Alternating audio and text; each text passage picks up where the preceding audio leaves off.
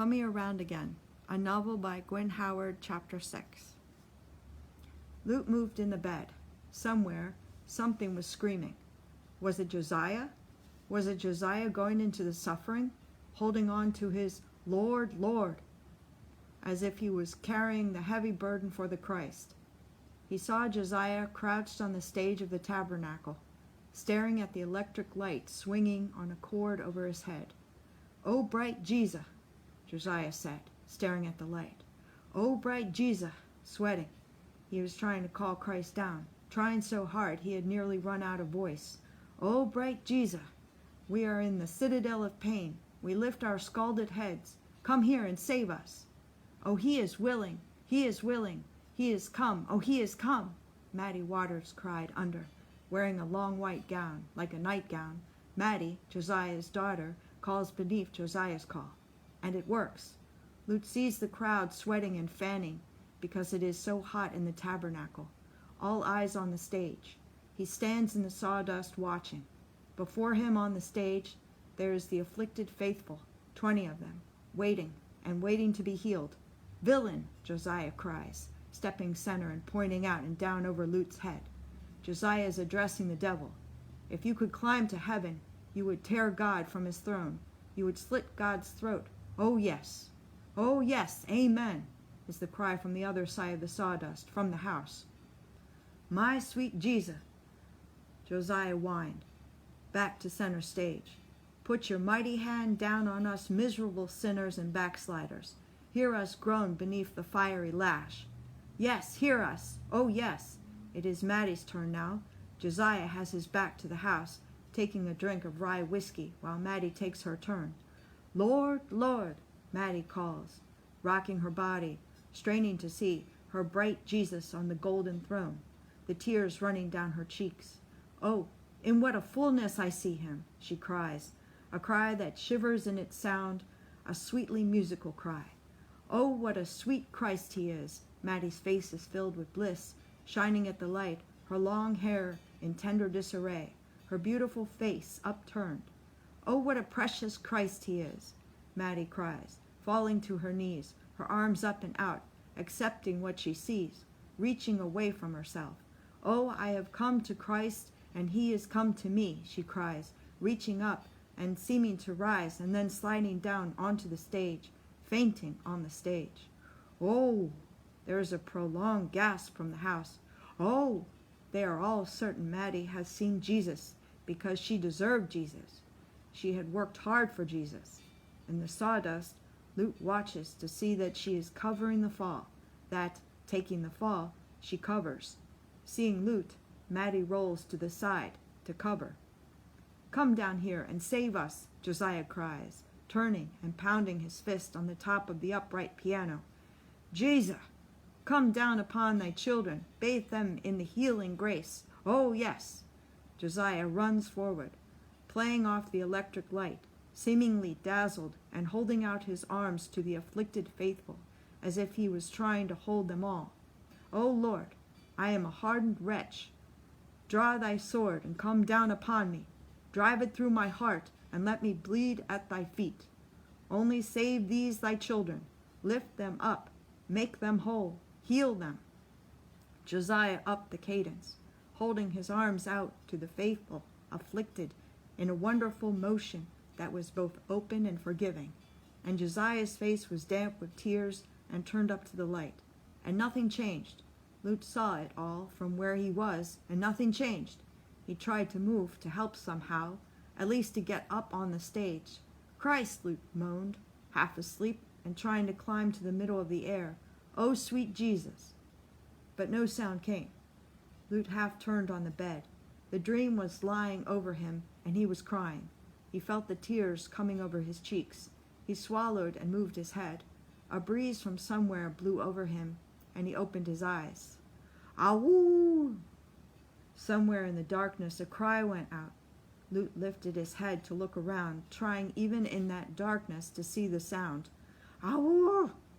It went again. "Christ," he said aloud. What could make such a noise? He sat up. In the light coming into the room from the window, he saw that he was in a thick bed, naked, with goosebumps on him because of the sound. Where were his clothes? He began looking for them in that dim light, but there was nothing he could see hanging up for him. "Where are my clothes?" he said aloud, crossly. "Ahoo!" "Shut the damned dog up," he shouted out. It had to be a dog. What else could it be? Now he heard other noises and looked for a light switch or some kind of a light pull so he could see. There was nothing. "Hell and damnation," he swore. "Where are my clothes?" "Ahoo!" "Shut up," Lute cried. There was something in that sound that really scared him. He pulled a blanket off the bed and wrapped it on him, pawed around in the dark for some kind of a weapon, something to use. The molding was loose on the front of the dresser. He pulled at it. "Ah!" "He's drunk, I say," a voice said, outside in the hall. The molding came off the dresser. 3 nails showed. Lute moved it in the air.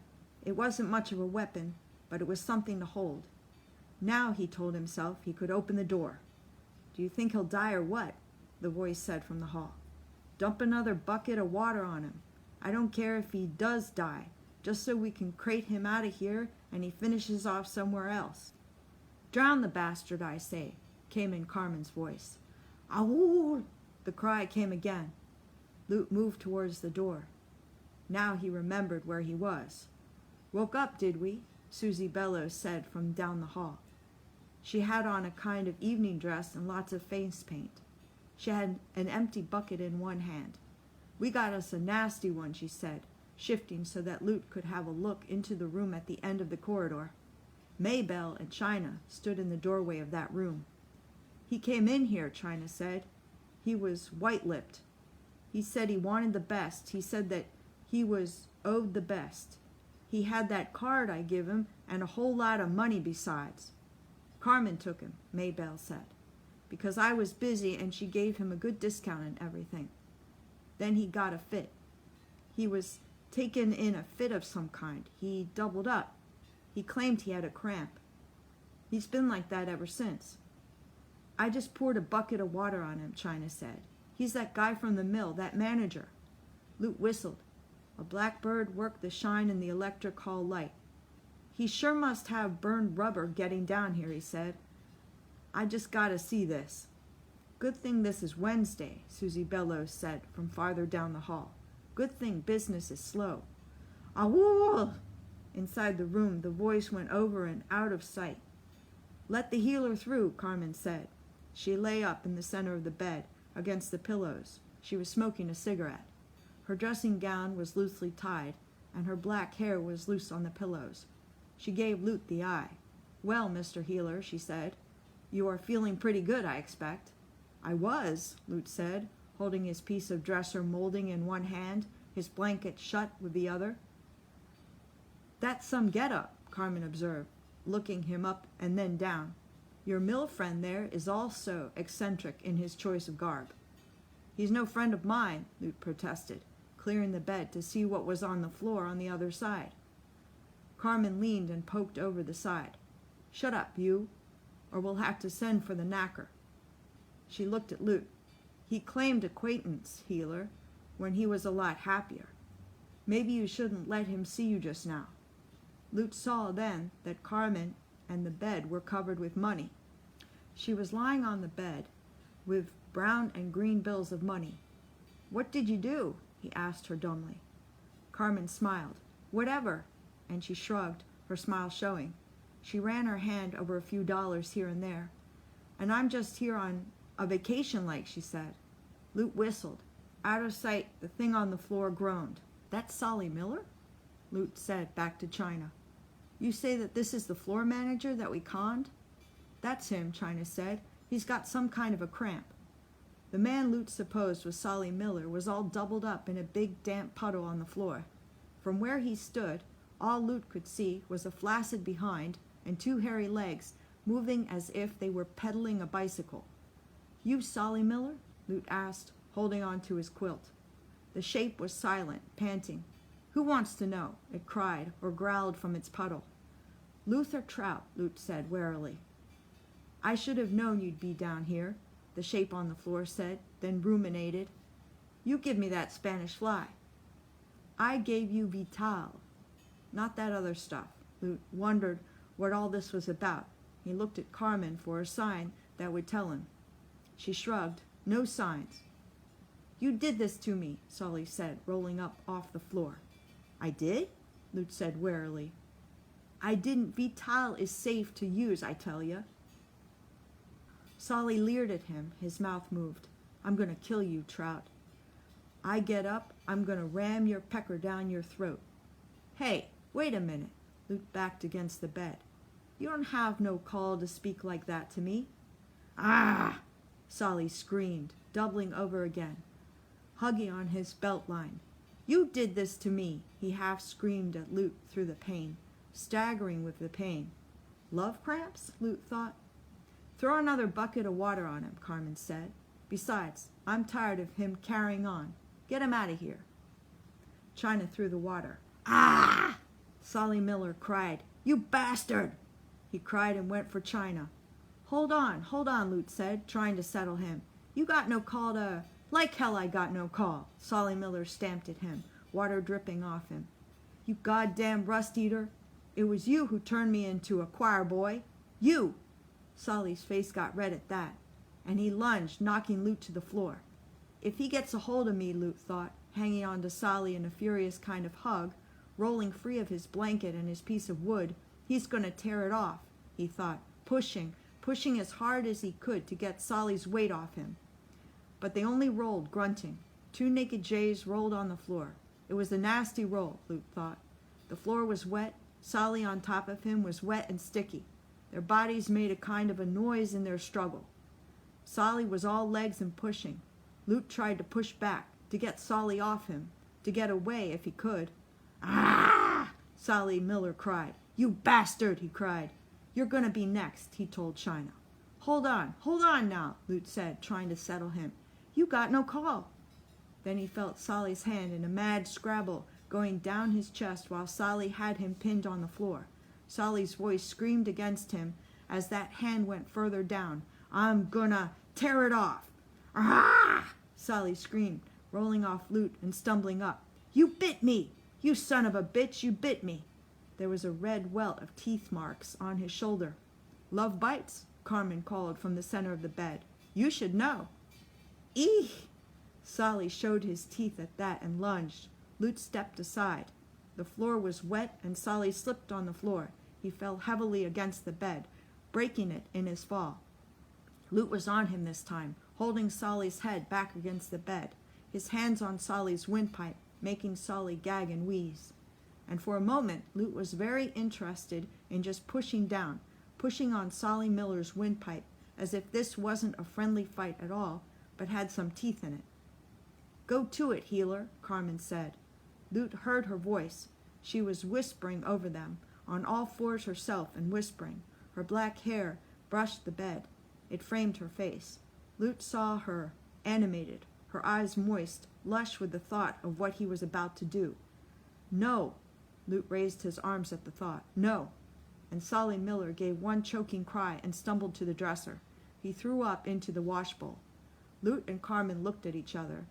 I thought you was up for something, Luther Trout, she told him, making a wry smile. But I see now I was mistaken. Over by the dresser, Solly was sick again. Then he began to cry. I'm sorry. To answer her, Lute showed his palms and shrugged. What else could he do? I'll get you some clothes, Maybelle said. I'm finished, huh? Solly said, wiping tears away with his hand. I'm just about ready for the boys' choir. Lute looked at him, wondering if the truth would do him any good. What did you do with that stuff you took? He asked him. I took it all, he sniffled. Solly bent and picked Lute's blanket off the floor and wrapped himself in it. Cold, he said, full of sadness and self-pity. I'm cold. Get the Jays some brandy, Carmen said from the center of the bed, and then get them out of here. You go on to bed, China said from the doorway. Go on, Grandma. I'll take care of this. I was going to try to get Peggy to take some. I was slipping it into her drink leg, but she spotted me. She thought it was a poison I was giving her. We've been fighting over this and that. She was going to call the cops, so I had to drink it. I had to take it all. Solly sorrowed over that, sitting on the edge of Carmen's bed. Behind him, Carmen gathered up the money to get it out of harm's way. I went down to the hot spot, Solly continued. I was looking for you. I thought maybe there was an antidote of some kind, and then I thought, what the hell? I had the card and all, and I thought I might as well go out in style. Solly's face worked like a baby's, and the tears rolled onto his cheeks. I got her, he jerked his head to indicate Carmen. I got her and gave her extra to make it good, to make it real good. Which is what I was doing, Carmen put in, her red mouth an O of disgust at the way these jays went on.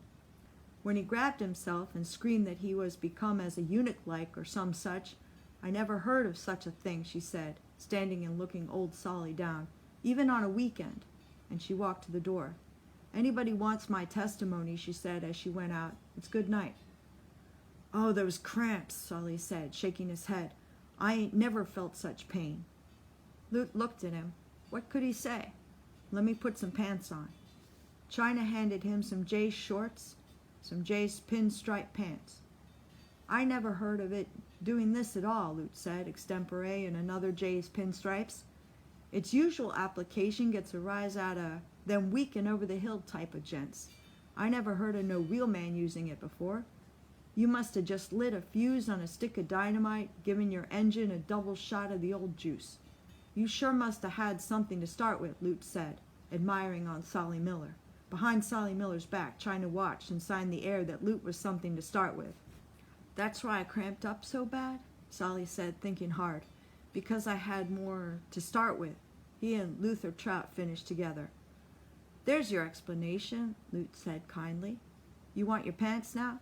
He saw the brandy glass, the brown red of the brandy in it. No thanks, he signed it away. Let me help you with your pants. Solly stood up, opening out the blanket and looking down. You're all right, aren't you? Lute asked, solicitous for Solly's parts. That stuff stays with you a while, so I imagine the next time will be just like the 4th of July or something. I don't know, Solly said, looking apprehensive. He didn't want no 4th of July going on in his parts. Well, Lute said, buttoning Stranger's shirt and tucking it into the pinstripes. When you get to thinking back, I'll bet you almost went over a couple times, he said, putting his feet into his own poor old two-tone shoes. That would account for a lot, all that pressure, you know. Just hold me steady there, Solly said, climbing into his trousers. He looked at himself in the mirror and smoothed the hair on top of his head. Already, Solly was thinking back. Slide, Kelly, slide, Solly murmured.